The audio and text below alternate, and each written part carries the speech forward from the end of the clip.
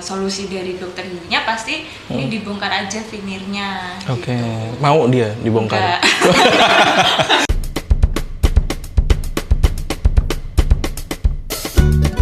Hai, jumpa lagi di channel YouTube-nya Kortugi Broadcaster of Daily Awareness bersama saya Dr. Gigi Rifki Alaris. Nah, Mindok kali ini spesial lagi ada di EDC, Elza Dental Care. Nah, Mindok sudah ada temen ngobrol, Dokter Alifa dengan Dokter Leli. Iya, betul. Ya, kabarnya dokter ini punya kasus yang seru, kasus Kortugi yang nanti mungkin bisa diceritakan ke masyarakat gitu ya. Kita mulai dulu dari Dokter Leli. Oke. Ceritanya gimana nih, Dok?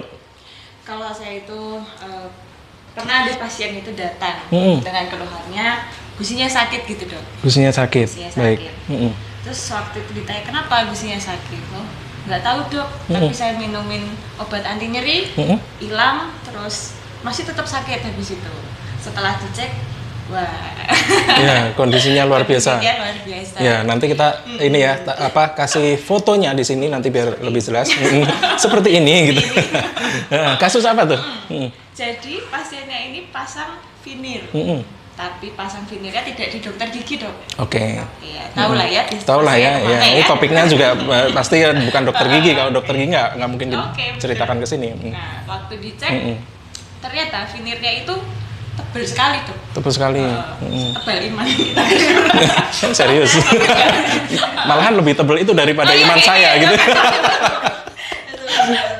Setelah dicek ternyata vinirnya itu tebal. Sehingga gusinya itu jadi radang. Oke. Gusinya meradang.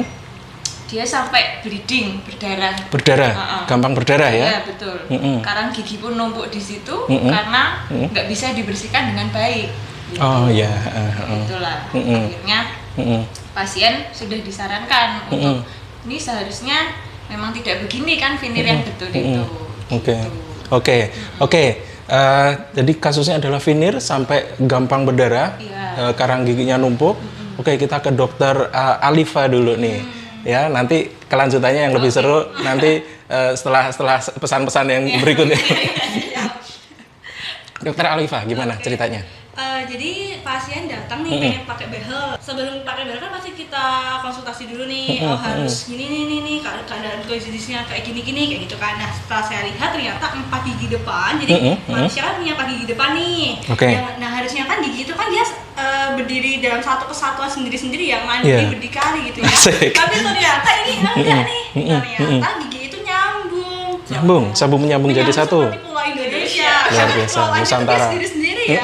Ini kok nyambung gitu loh. Nah, terus saya cek ternyata ada tambalan di tiap gigi itu udah ditambal dan di belakang gigi yang mungkin teman-teman dekat langit mulut tuh ya, langit mulut itu dia tambalannya tuh dari 4 gigi itu sambung gitu. Jadi saat kita scaling, si scaling itu, alat scalingnya itu nggak bisa kejebolin gigi situ. Jadi kan harusnya kan ada sela-selanya gitu ya, tapi dia nggak punya sela-sela. Nah, terus akibatnya apa tuh? Ternyata selain karena si nyambung itu jadi gusinya jadi bengkak.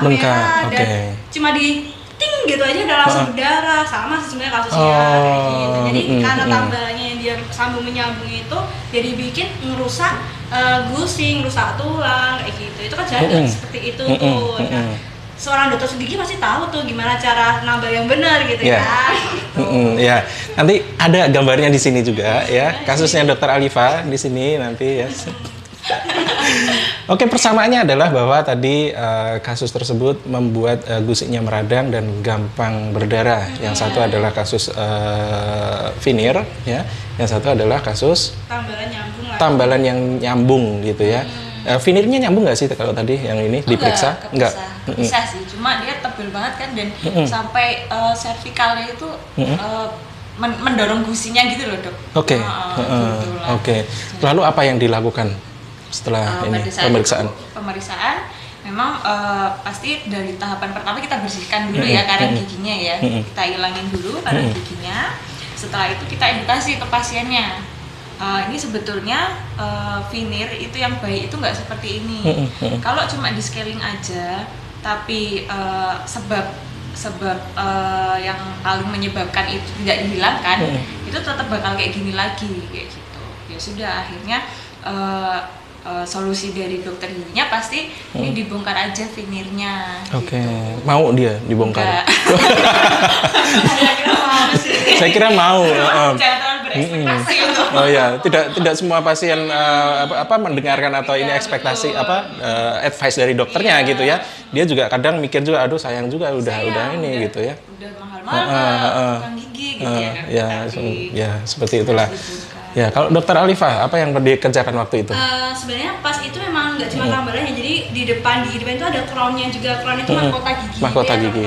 Jadi si mahkota gigi itu ditempelkan dengan tambalan gigi yang lainnya. Jadi ya sambung-nyambung itu tadi. Nah, yang pertama memang setelah ini diperiksa, itu kita scaling, kita bersihin karang giginya. Selanjutnya kita sarankan nih pasiennya buat, kan mbaknya mau pasang behel nih, seharusnya kalau pasang behel itu posisi giginya udah bagus. Nah, ini harus diganti crown-nya, tambalannya juga harus dilepas, kita tambal ulang. Namun kebetulan beda nih pasiennya, pasien saya sudah sadar ya, nggak mau, udah semangat banget nih buat ya udah nggak apa dok, saya mau dia benerin gigi saya, bikin gigi saya sehat. Nah, pasien-pasien kayak gini yang bikin dokter gigi kayaknya lebih termotivasi gitu kan.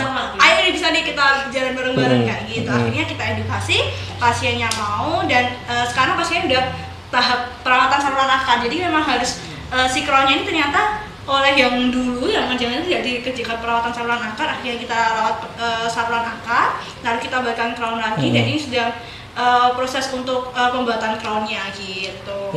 Oke. Kalau dokter Leli, tadi gimana nasib pasiennya setelah tidak mau dibongkar tadi? Apakah balik lagi atau gimana? Sejauh ini belum balik lagi dok. Waduh. Cuma mungkin ya kalau pasien nanti kok udah sakit gitu, udah dikasih tahu sama dokter, ada kemungkinan nanti pasiennya ke dokter lain untuk ini sebenarnya bisa sih nggak dilepas veneernya kayak gitu, tapi kan tetap aja kemungkinan besar saran dari dokter itu kan pasti akan sama ya dok, gitu akan akan veneernya yang nggak bener itu harus dilepas kayak gitu. Cuma ya itu kadang kita nggak tahu ya dok, pasien ada yang susah, ada yang mau, ada yang nggak manut, ada yang manut gitu.